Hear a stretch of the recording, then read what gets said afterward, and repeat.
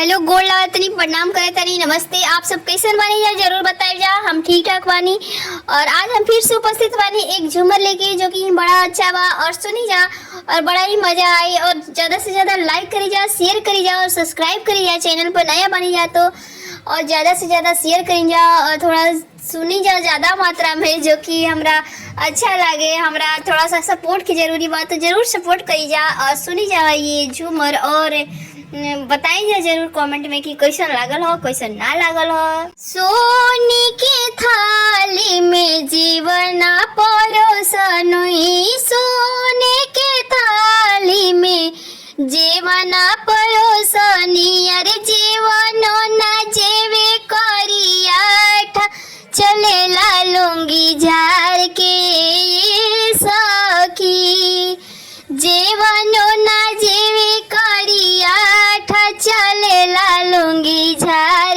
के ए सखी। सोने के थाली में जीवन परोसनी, जीवन ना जेवे करिया चले ला जुल्फी झार के ए सखी।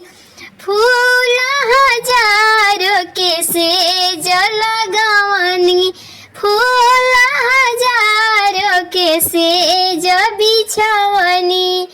अरे से जियो ना सूते करिया चले ला जुल्फी झार के ए सखी। से जियो ना सोवे करिया चले ला जुल्फी झार के ए सखी।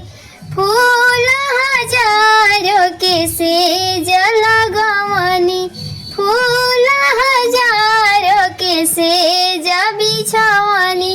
अरे से जियो ना बैठे करिया चले ला जुल्फी झार के सखी।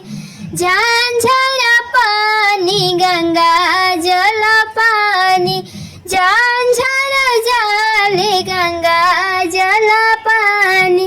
अरे पानियो ना पिए करिया चले ला लूंगी झार के सखी। चरियो ना पिए करिया चले ला जुल्फी झार के सखी। दाल बनवनी, भात बनवनी, चोखा भी सहित जी। अरे चोखा भी सहित जी। चटनी खातिर रूसल बाड़े पियावा हमार जी, चटनी खातिर रूसल बाड़े पियावा हमार जी। दाल बनवनी, भात बनवनी, चोखावा सहित जी। आज चोखावा सहित जी। चटनी खातिर रूसल बाड़े राजा जी हमारे हो, चटनी खातिर रूसल बाड़े राजा जी हमारे हो। काले हम बनाइब चोखा भूंजिया अचार हो। अरे भूंजिया अचार हो, ओकरा साधे दिहाबो हम काटी के सलाद हो।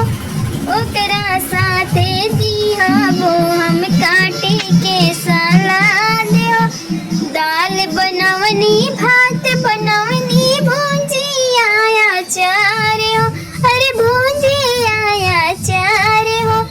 चोखा खातिर रूसल बाड़े पिया जी हमारे हो, चोखा खातिर रूसल बाड़े राजा जी हमारे हो।